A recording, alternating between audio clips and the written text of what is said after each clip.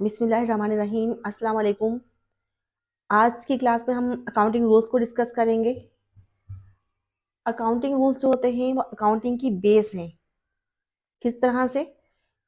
क्योंकि इन रूल्स को फॉलो करते हुए हम अकाउंटिंग की जो ट्रांजैक्शंस हैं, ठीक है, उनको रिकॉर्ड करेंगे। आईकॉम पार्ट 1 की जो अकाउंटिंग है वो डबल एंट्री सिस्टम पे बेस कर रही है, यानी कि हर ट्रांजैक्शन का डबल इफेक्ट होगा। एक इफेक्ट डेबिट में जाता है और दूसरा इफेक्ट क्रेडिट साइड पे, और दोनों इफेक्ट जो है बैलेंस होने चाहिए। ठीक है, आगे जाके मैं डिफाइन करूंगी कि डेबिट क्या होता है और क्रेडिट क्या होता है।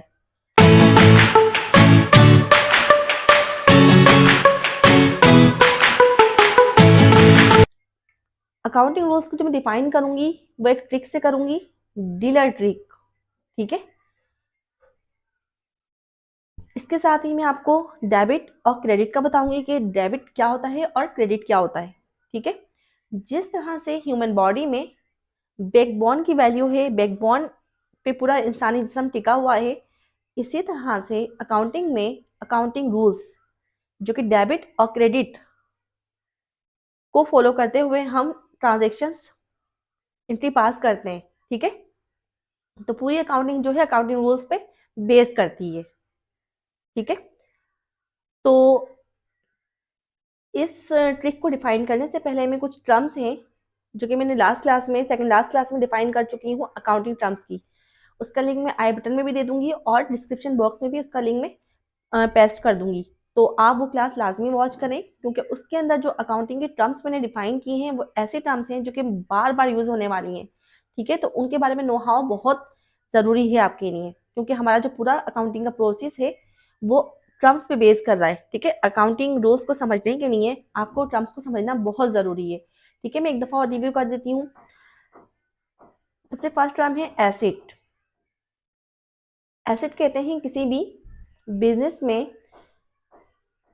वो चीज़ें जो कि उस बिजनेस की मिल्कियत होती हैं। ठीक है, जैसे कि कैश, बिल्डिंग, फर्नीचर, ठीक है, इक्विपमेंट, ये तमाम चीज़ें असासा होती हैं और एसेट्स कहलाती हैं। इसके बाद के टर्म है एक्सपेंस। एक्सपेंस कहते हैं किसी भी बिजनेस में होने वाले अखराजात या खर्चे। किसी भी बिजनेस को ऑपरेट करने के लिए बहुत ज़्यादा खर्चे होते हैं। ठीक है, वो तमाम अखराजात एक्सपेंस में आते हैं, जैसे कि यूटिलिटी बिल्स, ठीक है, इंश्योरेंस करवाना बिजनेस को, इसके साथ ही वेजेस, सैलरीज, ठीक है, रिपेयर एक्सपेंस, ऐसे सो मेनी एक्सपेंस होंगे। वो तमाम एक्सपेंस क्या कहलाते हैं? एक्सपेंस, खर्चे। अब बात करते हैं ड्राइंग की। ड्राइंग क्या है? ड्राइंग एक टर्म है।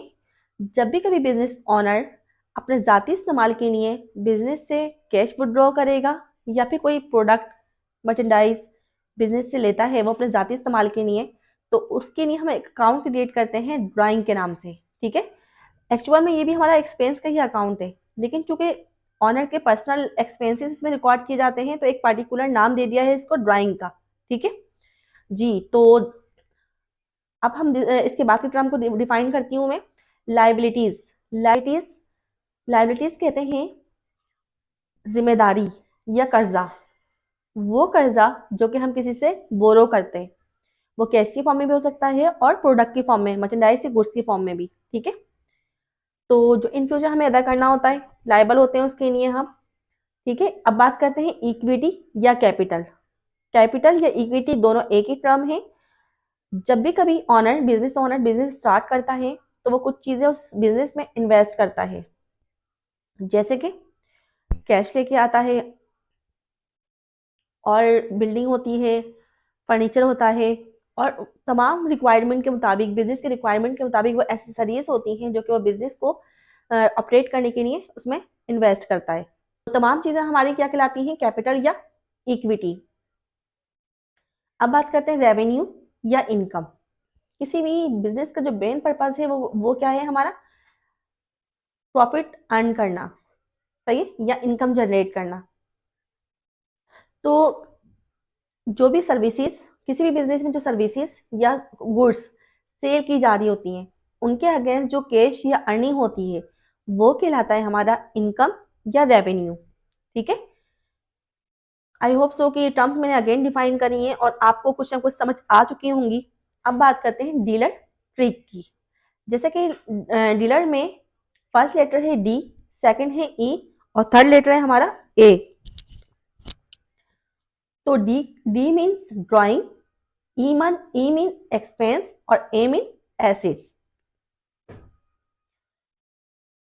3 लेटर्स हैं डी ई ए, ड्राइंग, एक्सपेंस, एसिड्स। जब भी कभी बिजनेस में ड्राइंग, एक्सपेंस, अच्छा एक्सपेंस ड्राइंग एक्सपेंस ही है हमारे, ठीक है, लेकिन चूंकि एक पर्टिकुलरली बिजनेस ओनर के नहीं होते हैं तो इसको हमने अलग से डिफाइन कर दिया है, ठीक है। तो ड्राइंग, एक्सपेंस और एसिड जब भी इंक्रीज होंगे, ठीक है, या इनकर होंगे, वाका होंगे, तो हम उसे रिकॉर्ड करेंगे डेबिट साइड पे। इसी तरह से ड्राइंग, एक्सपेंस और एसिड्स जब भी डिक्रीज होंगे, ठीक है, तो यानी कम होंगे, तो उसे हम कहाँ रिकॉर्ड करेंगे, क्रेडिट साइड पे। नेक्स्ट लेटर की बात करते हैं एल ई आर। जब भी कभी लाइबिलिटीज,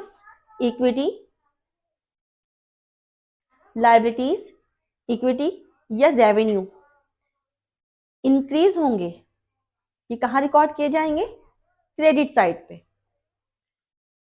और जब लाइबिलिटीज, इक्विटी और रेवेन्यू डिक्रीज होंगे तो ये कहाँ रिकॉर्ड किए जाएंगे, डेबिट साइड पे, ठीक है। आप जरा कॉन्सेंट्रेट होकर फोकस करके इसको अगेन समझिएगा, ठीक है। ड्राइंग, एक्सपेंस और एसेट इंक्रीज होते हैं, डेबिट में रिकॉर्ड करते हैं। ड्राइंग, एक्सपेंस और एसेट डिक्रीज होते हैं, क्रेडिट में रिकॉर्ड करते हैं। लाइबिलिटीज, इक्विटी और रेवेन्यू इंक्रीज होते हैं, क्रेडिट में रिकॉर्ड करते हैं, ठीक है, और डिक्रीज होते हैं तो डेबिट में रिकॉर्ड करते हैं, ठीक है। ये एक टेबल है, अभी मैंने आपको जो रूल्स एक्सप्लेन किए हैं, ठीक है, अभी मैंने जो आपको रूल्स एक्सप्लेन किए हैं उनको मैं टेबल फॉर्म में शो कर रही हूँ।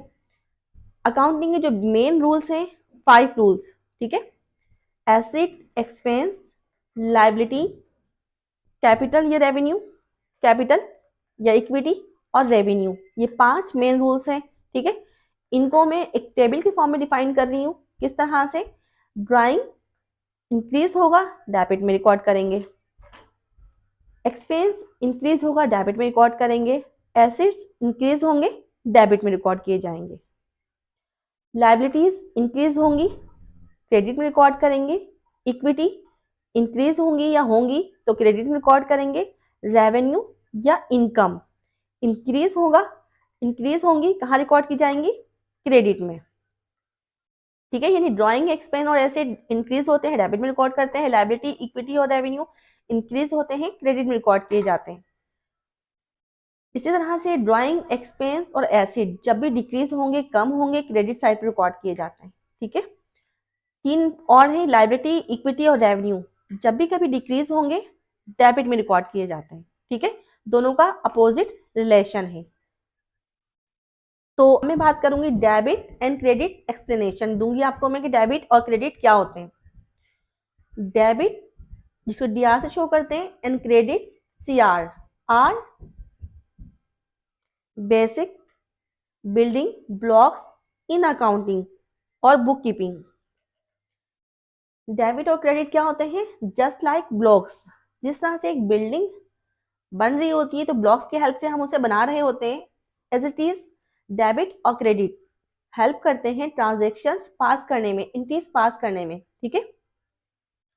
एक बिल्डिंग में ब्लॉक की जो काम होता, जो ब्लॉक जो काम करता है, डेबिट और क्रेडिट वही काम करते हैं अकाउंटिंग के प्रोसेस को रन करने में। अकाउंटिंग जो है हमारी, फाइनेंशियल अकाउंटिंग या बुक कीपिंग, ये प्लस और माइनस से बेस नहीं कर रही, बल्कि पूरी अकाउंटिंग हमारी डेबिट और क्रेडिट रूल्स पे बन रही है, ठीक है। और डेबिट में हम कब किस अकाउंट को पोस्ट करेंगे, जितनी भी अकाउंटिंग एंट्रीज होंगी वो मेन 5 अकाउंट हैं उनमें से किसी एक में शामिल कर दी जाएगी। जैसे कि पहला अकाउंट हमारा एसेट का था, दूसरा हमारा क्या था, लाइबिलिटीज का था, फिर हमारा एक्सपेंस, फिर हमारा रेवेन्यू और फिर इक्विटी, ठीक है। ये मेन 5 अकाउंट हैं और इसी की बेस पे हम डिसाइड करते हैं कोई भी ट्रांजेक्शन, एसेट है, लाइबिलिटी है, ठीक है, या एक्सपेंस है। फिर हम क्या करेंगे, अगर वो एसेट होगा, इंक्रीज हो रहा है तो हम डेबिट में उसे पोस्ट कर देंगे। इस तरह से ये पूरा प्रोसेस कंटिन्यू होता है, ठीक है। तो डेबिट और क्रेडिट हम कैसे डिसाइड करते हैं, डेबिट और क्रेडिट का कोई एक्चुअल मीनिंग नहीं है, कोई पार्टिकुलर मीनिंग नहीं है। डेबिट और क्रेडिट हम रूल्स की बेस पे डिसाइड करेंगे, ठीक है। कोई भी ट्रांजेक्शन है उसको हम पास करने के लिए सबसे पहले क्या हम ये डिसाइड करेंगे, देन हम उसको पोस्ट करेंगे, ठीक है, डेबिट या क्रेडिट फॉर्म में। आगे देखते हैं, in the double entry system every transaction effect at least 2 accounts. Double entry system में हर ट्रांजेक्शन कितने इफेक्ट होते हैं? 2 effect, one is debited and the other is credited. एक होगा इफेक्ट हमारा डेबिट साइड पे और दूसरा हमारा क्रेडिट साइड पे। Make sure the books always be balance. ये श्योर कर लेना है कि जो भी हमारा बैलेंस आएगा डेबिट और क्रेडिट के फॉर्म में वो हम बैलेंस होना चाहिए, ठीक है, यानी कि इक्वल होना चाहिए। किस तरह से, अब मैं आपको एग्जाम्पल देती हूँ। Purchase goods on cash 5,000 rupees. तो इस एंट्री में, इस ट्रांजेक्शन में हमने गुड्स परचेज करी है ऑन कैश। गुड्स आई है हमारे पास, गुड्स एसिड है हमारा, ठीक है, मर्चेंडाइज और गुड्स हमारा एसिड होता है। तो एसिड हम इंक्रीज कर देंगे डेबिट साइड पे 5,000 रुपीज से। इसके साथ ही हमने उसके अगेंस्ट कैश पे किया है, तो कैश हमारे पास से चला जाएगा। कैश इज अनदर एसिड, तो हम कैश माइनस कर देंगे कहाँ से? कैश में से। 5,000 रुपीज लिखेंगे क्रेडिट साइड पे। एक एसिड कम हुआ, जब एसिड कम हुआ तो क्रेडिट में रिकॉर्ड किया, जब एसिड इंक्रीज हुआ तो डेबिट में रिकॉर्ड किया। सबसे पहले हमने उस ट्रांजेक्शन में ये आइडेंटिफाई किया, ये रिकॉग्नाइज किया कि ये जो हमारा प्रोडक्ट है, गुड्स या मर्चेंडाइज, क्या है, एक्सपेंस है, एसिड है, क्या है। फिर हमने उसके बाद रूल फॉलो किए, किस तरह से कि एसिड है, इंक्रीज हुआ है तो डेबिट में रिकॉर्ड करेंगे। इसके साथ ही कैश हमारा हमारे पास से गया है, तो ये एसिड हमारे पास से कम हुआ है, उसे हम कहाँ रिकॉर्ड करेंगे? क्रेडिट साइड पे, ठीक है। तो इस तरह से 5,000 से हमारा गुड्स इंक्रीज हुआ है, 5,000 से हमारा कैश लेस हुआ है क्रेडिट साइड से, यानी क्रेडिट साइड में हमने पोस्ट किया है 5,000 रुपीज, दोनों बैलेंस इक्वल हो गए, ठीक है। ये अच्छे से अंडरस्टैंड आप कब करेंगे, कब आपका कॉन्सेप्ट क्लियर होगा? जब हम अकाउंटिंग की जनरल एंट्री पे आएंगे। तो इंशाल्लाह ताला हमारी नेक्स्ट क्लास जो होगी वो जनरल एंट्रीज के बारे में होगी, जिसमें बहुत डिटेल में मैं आपको एक एक चीज क्लियर करूंगी। तो नेक्स्ट बात करते हैं, debit usually means an increase in assets और expense and a decrease in liabilities, income and equity. Debit अमूमन इसके जो मीनिंग लिए जाते हैं, इंक्रीज इन एसेट्स और एक्सपेंस। डेबिट कहाँ कब रिकॉर्ड किया जाता है? डेबिट हम कब रिकॉर्ड करते हैं? जब एसेट्स या एक्सपेंस हमारे इंक्रीज होते हैं या इनकर होते हैं, वाका होते हैं, हम उसे कहाँ रिकॉर्ड करते हैं? डेबिट साइड पे। इस, इसी तरह से जब कभी डिक्रीज होंगे लाइबिलिटी, इनकम और इक्विटी, डिक्रीज होंगे, कम होंगे, तो ये तीनों अकाउंट्स कहाँ रिकॉर्ड किए जाएंगे? डेबिट साइड पे। यानी डेबिट में एसेट और एक्सपेंस तो इंक्रीज होंगे जब रिकॉर्ड किए जाएंगे, और इक्विटी, लाइबिलिटीज और इनकम डिक्रीज होने पे रिकॉर्ड की जाएंगी डेबिट साइड पे। अब बात करते हैं क्रेडिट को, जो सीआर से शो करेंगे हम। Usually means an increase in liability, equity and income revenue. जब भी कभी इंक्रीज होगी क्या? लाइबिलिटी, इक्विटी और इनकम, तो कहाँ रिकॉर्ड की जाएंगी? क्रेडिट साइड पे। एंड डिक्रीज इन एसेट्स और एक्सपेंस, एसेट और एक्सपेंस डिक्रीज होंगे तो क्रेडिट में रिकॉर्ड किए जाएंगे। लाइबिलिटी, इक्विटी और इनकम ये इंक्रीज होने पे क्रेडिट में रिकॉर्ड की जाती हैं, और डिक्रीज क्या होगा? एसेट और एक्सपेंस।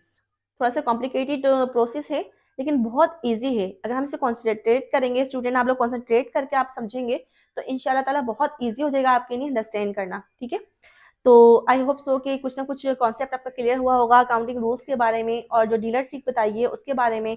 तो नेक्स्ट क्लास हमारी जनरल एंट्रीज के मुतालिक होगी, उसमें बहुत डीपली और बहुत मैं कॉम्प्रीहेंसिवली डिफाइन करूंगी कि अकाउंटिंग एंट्रीज या जनरल एंट्रीज किस तरह से पास की जाती हैं, ठीक है।